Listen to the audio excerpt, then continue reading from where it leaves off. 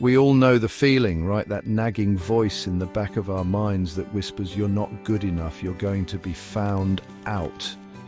It's the feeling of being a fraud, an imposter in your own life. And let me tell you, it doesn't discriminate. It doesn't matter if you're a CEO or just starting out. That feeling of inadequacy can creep in and undermine even our most significant accomplishments. But here's the thing, we don't have to let it control us. We're going to unpack this together, explore the ins and outs of imposter syndrome, and most importantly, equip you with the tools to overcome it, because here's the truth. You are enough, you deserve to be here, and you have something unique and valuable to offer the world. Let's get started.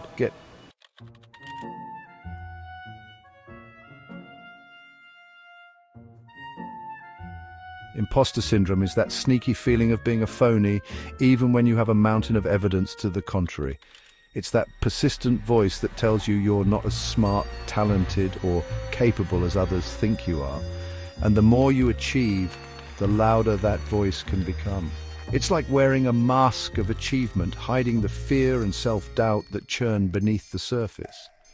We convince ourselves that we're just lucky, or that we've somehow managed to fool everyone.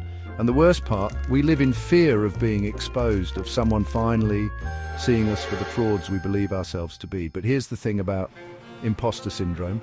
It thrives in silence. The more we keep it bottled up, the more power it has over us.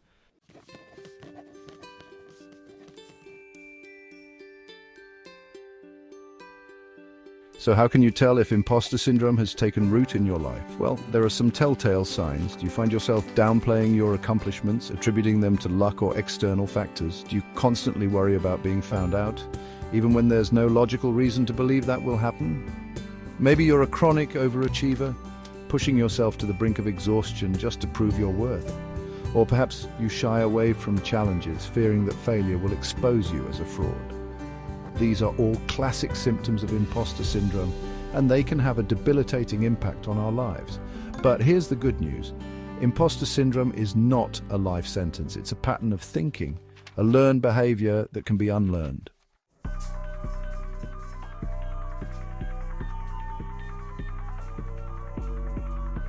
Now you might be thinking, okay, Brene, this sounds familiar, but maybe it's just me. Let me assure you, it's not. Imposter syndrome is incredibly common, especially among high achievers. In fact, research shows that up to 70% of people experience these feelings at some point in their lives. That's right, 70%. So if you're struggling with these feelings, please know that you are not alone. This isn't about a personality flaw or a lack of confidence. It's about the messages we've internalized, the expectations we place on ourselves, and the culture we live in. And because it's so prevalent, it's even more crucial that we talk about it, normalize these experiences, and support each other in breaking free from these limiting beliefs.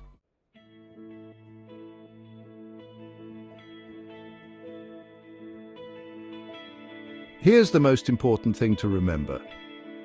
Imposter syndrome is not your identity. It's a collection of thoughts and feelings that can be incredibly powerful, but they don't define who you are. You are not your doubts, your fears, or your insecurities. You are capable, you are worthy, and you deserve to be here. Overcoming imposter syndrome is a journey, not a destination. It's about recognizing the patterns, challenging the negative self-talk, and building a more compassionate and authentic relationship with ourselves. And trust me, it's a journey worth taking, because on the other side of imposter syndrome lies a world of possibility, a world where you can show up as your true self and achieve your full potential.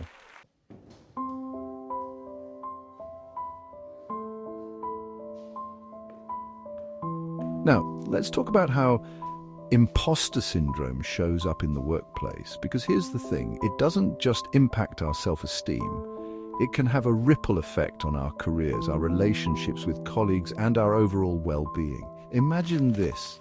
You're in a meeting and you have a brilliant idea, but instead of speaking up, you hesitate.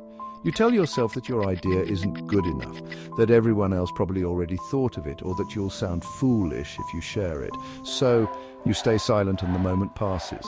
And later, when someone else shares a similar idea and receives praise, that familiar feeling of self-doubt washes over you. This is just one example of how imposter syndrome can silently sabotage our success in the workplace.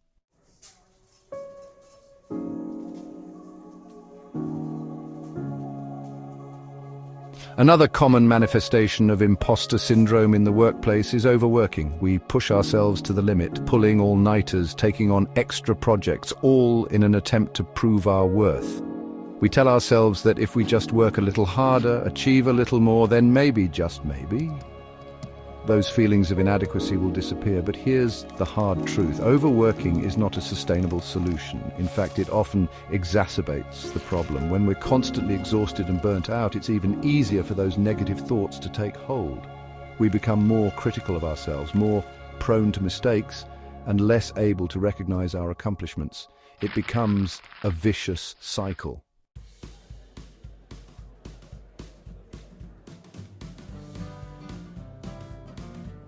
We've talked about the pervasiveness of imposter syndrome, its impact on our work lives, and the heavy weight of its silence. This silent burden can often feel like an invisible chain, holding us back from reaching our full potential. It can make us question our achievements, doubt our abilities, and feel like frauds in our own success stories. But here's the good news. Awareness is the first step toward dismantling its power. By becoming aware of these feelings, we can start to understand that they are not a reflection of our true capabilities. Awareness allows us to see that these thoughts are just that, thoughts, not facts. When we dare to name it, to call imposter syndrome what it is, a liar that whispers we're not enough, we take away its ability to hold us captive. Naming it gives us the power to confront it head-on. It's like calling out a shadow in the dark. Once identified, it loses its ability to scare us. It's like turning on the lights in a dark room. The darkness of doubt and fear dissipates, and we can see things more clearly. We can start to recognize the irrationality of our fears and the baselessness of our doubts. Suddenly we can see the source of our fear, and that fear loses its grip.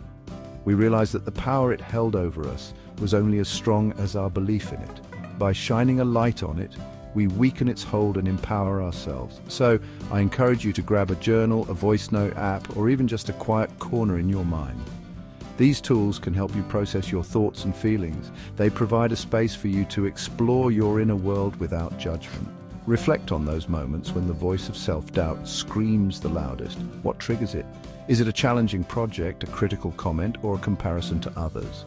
Understanding the triggers can help you prepare for and manage these moments better. What are the specific thoughts swirling in your head? Write them down. Putting them on paper can help you see them for what they are.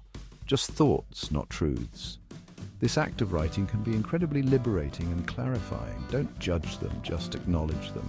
Accepting these thoughts without judgment is crucial. It allows you to observe them from a distance, reducing their emotional impact. Because in that space of honest reflection, we begin to separate our true selves from the imposter narrative. We start to see our worth and capabilities more clearly. This separation is the key to overcoming imposter syndrome and embracing our true potential. By recognizing and labeling these thoughts, we take the first step towards freeing ourselves from their grip and moving forward with confidence and clarity.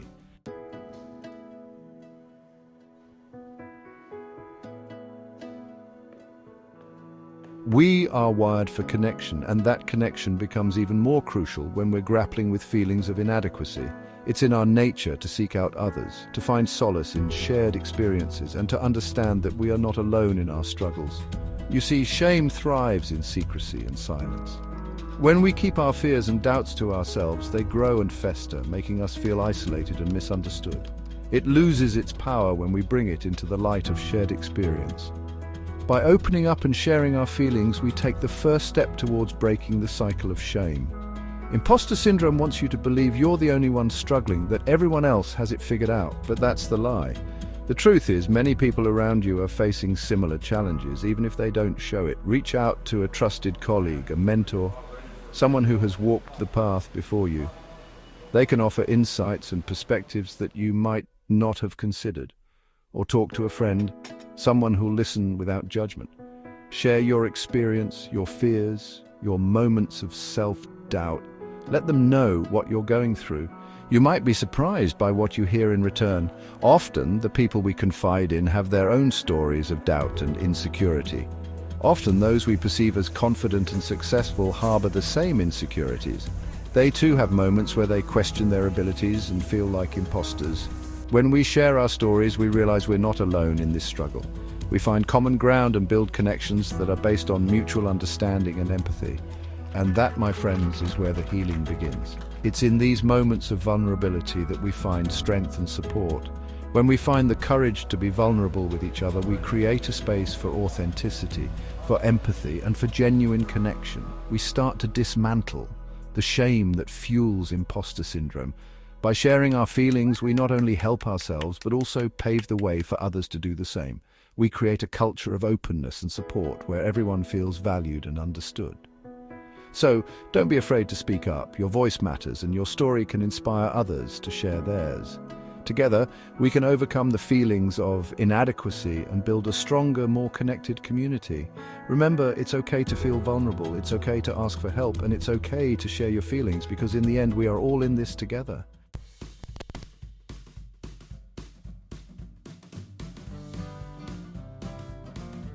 Section 3, reframe your thoughts. Our thoughts have incredible power. They shape our perceptions, influence our emotions, and ultimately guide our actions. They can either propel us forward or keep us stuck in a cycle of self-doubt.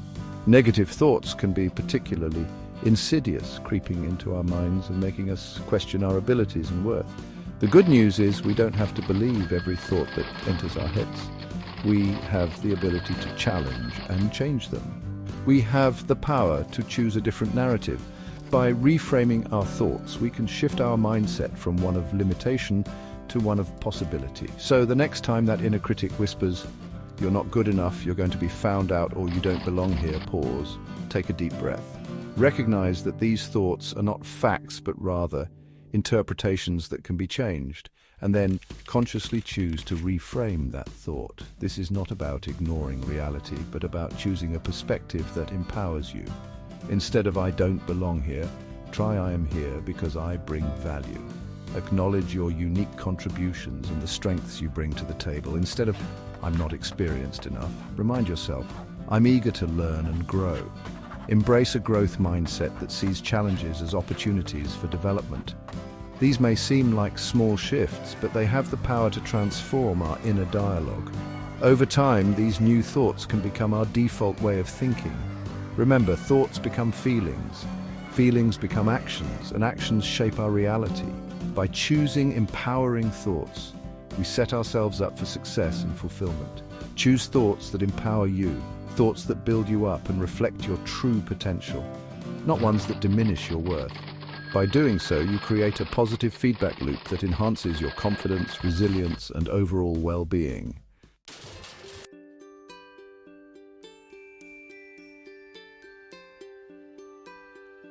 Section 4. Set realistic expectations. Perfectionism is the evil twin of imposter syndrome. It sets impossible standards, leaving us feeling perpetually inadequate, never quite good enough. But here's the truth: perfection is an illusion. It's a moving target that keeps us trapped in a cycle of striving and never arriving.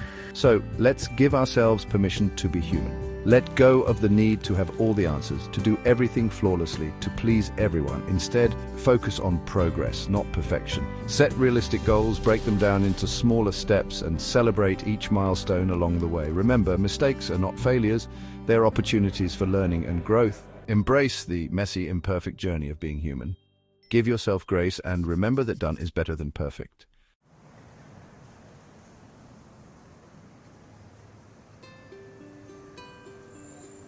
Section 5. Seek constructive feedback. We often let fear dictate how we perceive feedback. We brace ourselves for criticism, fearing it will confirm our deepest insecurities. But what if we shifted our perspective? What if we viewed feedback as a gift, an opportunity for growth and learning? Instead of dreading feedback, actively seek it out. Talk to your manager, your colleagues, your mentors. Ask for specific, actionable feedback that can help you develop your skills and enhance your strengths. Remember, feedback is not about tearing you down, it's about helping you grow. Embrace it as a chance to gain valuable insights and refine your craft. And when you receive positive feedback, allow yourself to receive it fully. Don't deflect it or downplay it. Let it sink in and remind you of your value.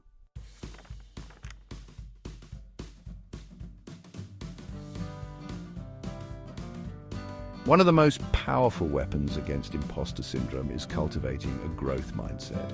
This means embracing challenges as opportunities for learning, viewing effort as the path to mastery, and understanding that setbacks are not failures but stepping stones on the road to success.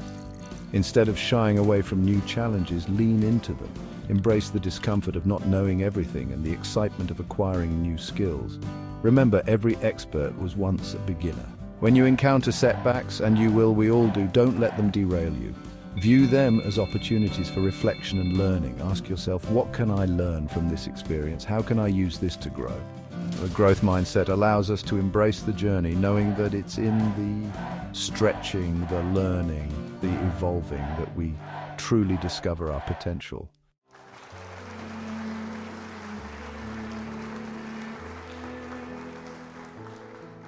As we reach the end of this conversation, I want to leave you with a powerful truth. You are not alone. Imposter syndrome is a shared human experience, one that transcends industries, backgrounds, and levels of achievement. It might whisper that you're a fraud, that you're not good enough, that you'll be found out, but I'm here to remind you that you are worthy, you're capable, and you deserve a seat at the table. The strategies we've explored today, recognizing the lies, sharing our stories, reframing our thoughts, setting realistic expectations, seeking feedback, and embracing a growth mindset, are not quick fixes. They are tools to help you navigate the choppy waters of self-doubt and emerge stronger, more resilient, and more confident in who you are.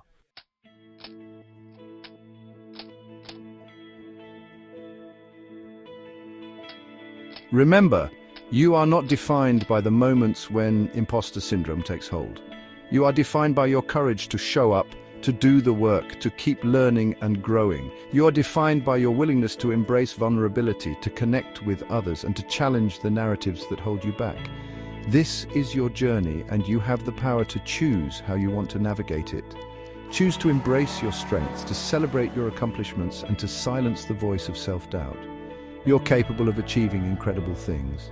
Believe in yourself, trust your instincts, and never be afraid to ask for help along the way, because when we support each other, when we lift each other up, we create a world where everyone has the opportunity to shine.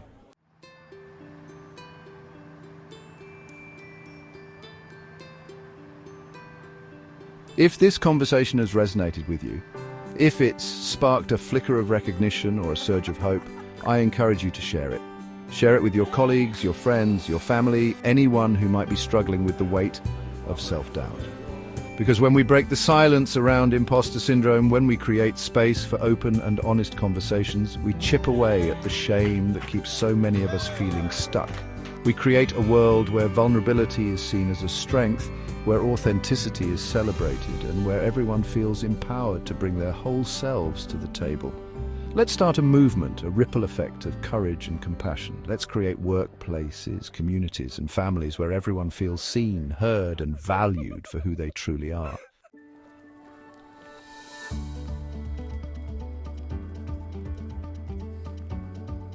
The journey to overcoming imposter syndrome begins with a single step. It begins with a commitment to yourself, to your growth, and to your well-being.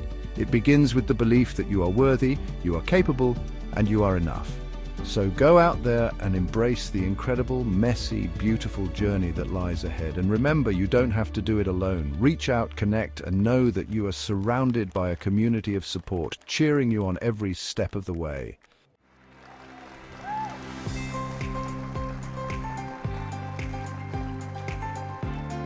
Thank you for joining me on this journey of exploration and empowerment. Remember, you are braver than you believe, stronger than you seem, and more capable than you ever imagined.